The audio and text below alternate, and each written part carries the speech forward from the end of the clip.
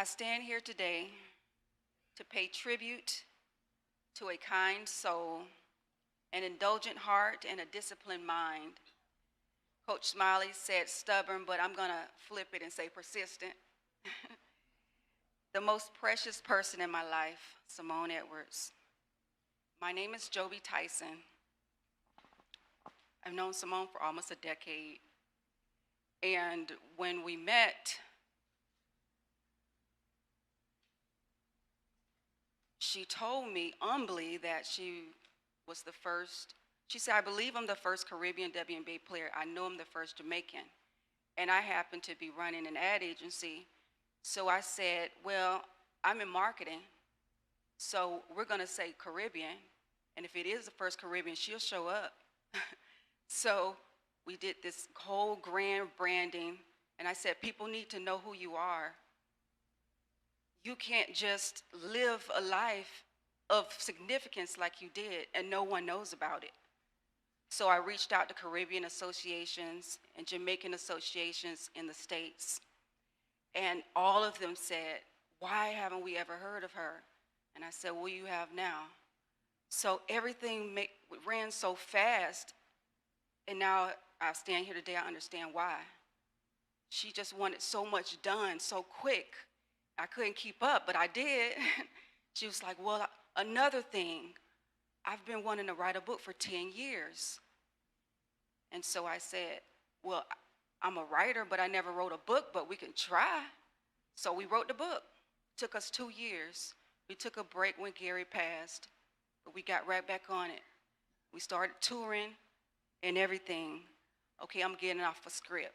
So I want to read a poem first, because everyone, we say that she's gone too soon, but everyone has a birth date and everyone has a death date. But you have to remember, it's the dash in between, what you do with that dash in between, that matters the most. So I'm going to read the dash. I read of a man who stood to speak at a funeral of a friend. He referred to the dates on her tombstone from the beginning to the end. He noted that first came the date of birth and spoke of the following date with tears. But he said what mattered most of all was the dash between those years. For that dash represents all the time that she spent alive on earth.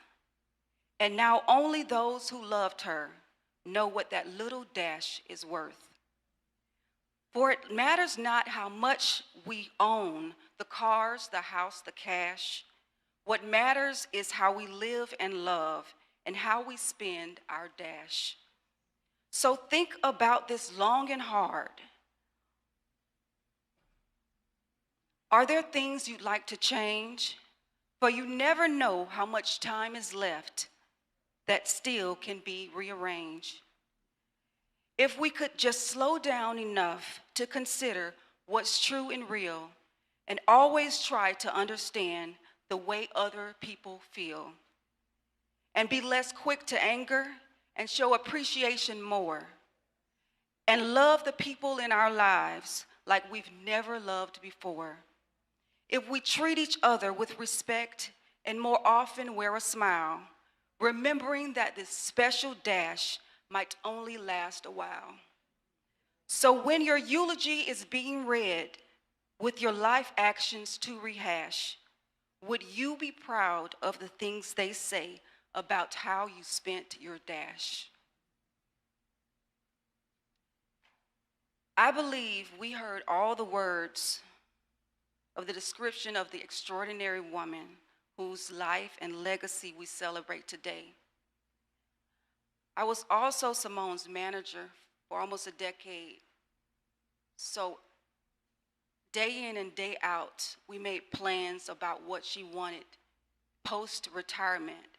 So in honoring and eulogizing Simone, I want to share some stories and a few lessons learned from her, not in periods of years, but in states of being, her life, her illness, her death.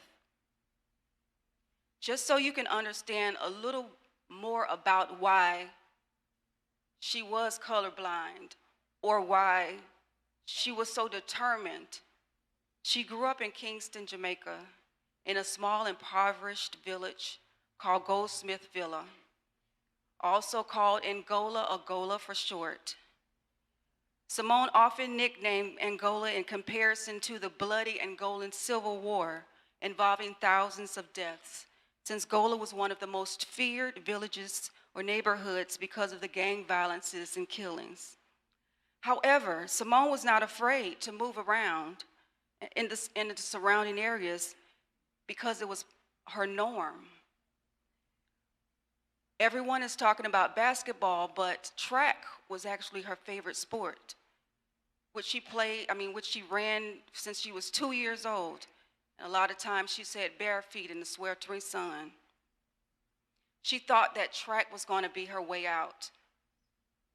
And she always won gold medals, but the one game she lost, she felt that was her way out with the recruiters there. She had her head down, and that's when she was offered a scholarship, but only if she learned how to play basketball. And Simone told me, I asked him, she told me that, she said, okay, but let me ask you this, what's basketball? She said, I don't care what it is, I'm gonna learn it because this is my escape to make my family's life better, my life better.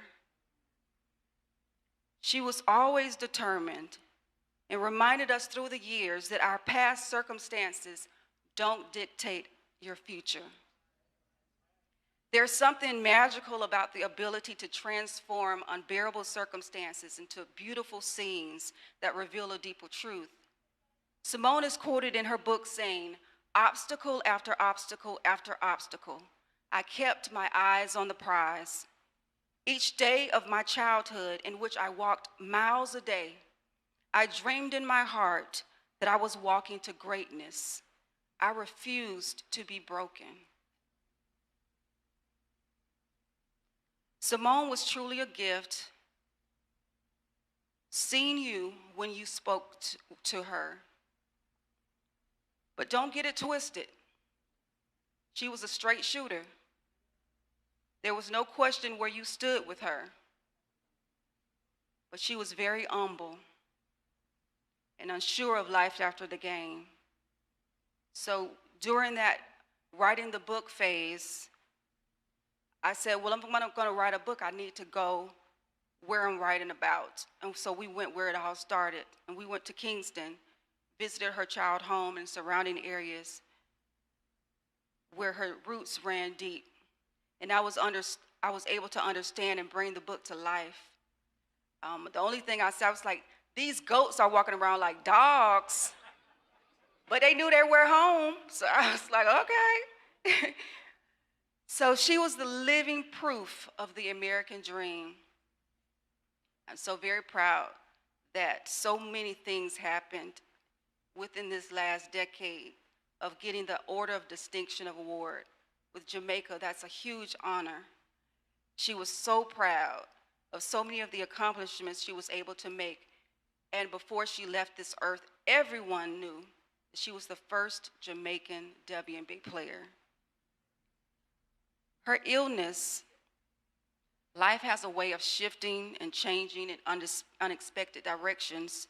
And Simone's life, just like at the beginning, has always had its twists and turns. When she got sick, she wanted to talk face to face about it. So we sat there and she told me that she was diagnosed with ovarian cancer. It was a very tearful talk, but I just went into overprotection mode and I said, okay, well, you just gotta think of a plan. She said she wanted to change her diet. I said, okay, let's go to Whole Foods. And then she told me she was gonna go through chemo, and Simone will give you a nickname if you just got one syllable. My name was Jobi, but she would call me JoJo and anything but Jobi. And so she was like, JoJo, I'm I'm not going to do chemo. And I said, why, Simone? And she said, I just don't want the poison in my body. And I said, well, okay, well, let's just think about it, you know. And then her niece Chanel got pregnant, and then Orlando's wife got pregnant, and then she said, now I have something to live for. So I got there, and I said, I'll tell you what, I'll go to every chemo appointment with you. You don't have to do this alone. So that was like 18 weeks, 4 months. Every chemo, I didn't miss one. Radiation, doctor's appointments, all the doctors knew my name. And then we created a cancer, she said she wanted to get like a cancer journey group on Facebook with her very close friends. Do you know that Facebook page has almost 500 people? All people around the world were her close friends. And it's just amazing that I've never met anyone who knew that many people, touched that many lives. I said, sometimes I feel like she knows somebody in every continent. She was just that person who never met a stranger. I'm not saying she liked every stranger she met, but she didn't meet a stranger. And in the life lessons for going through cancer, I said one day, you know, when we would drive to chemo, it was about a 45-minute drive. Some rides we laughed, some rides we did car karaoke, some rides were quiet. The quiet rides concerned me the most because I wasn't in her head. I didn't know what she was thinking. But I told her one of those cry rides, I said, Simone, you have cancer, but cancer doesn't have you. You have to continue to live your life and treat it like any other chronic illness. We don't know tomorrow, but you don't want to put your life on hold just because you have cancer. Gonna just get through this like you do any other battle that you go through. And it just clicked with her. And she started spreading awareness and being an advocate for ovarian cancer. She started doing media interviews.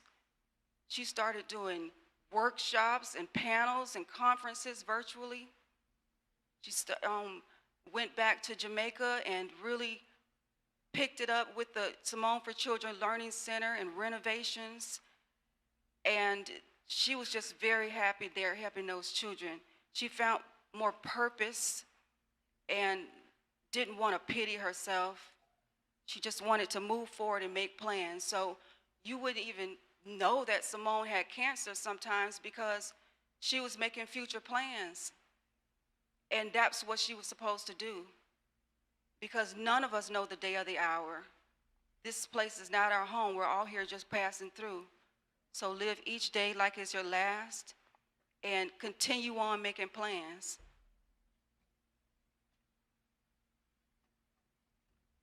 So in her death,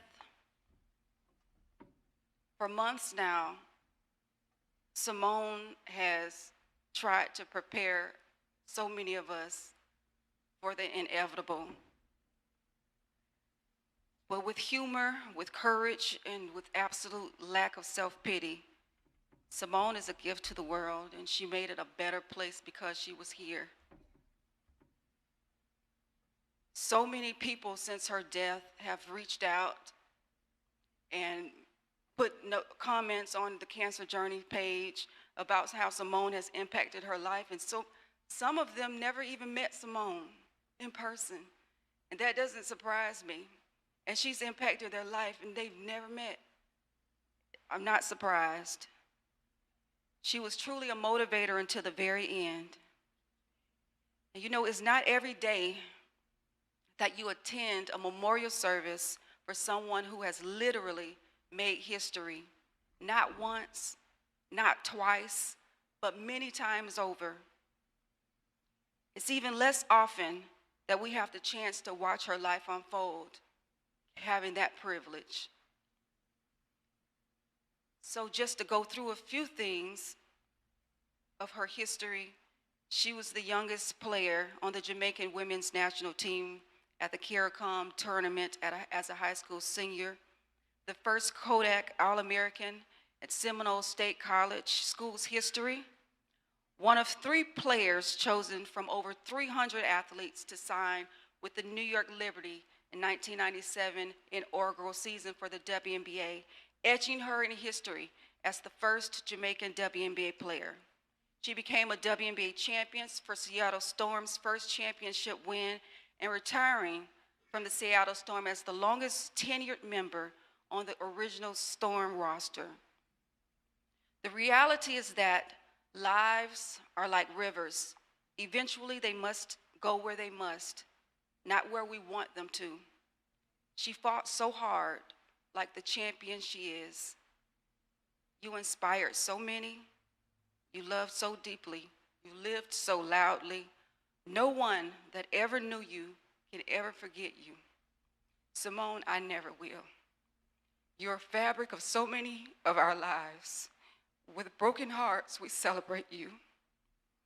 So the last thing I want to say is my hope is that when your eulogy is being read with your life actions to rehash, you too can be proud of the things they say about how you spent your dash.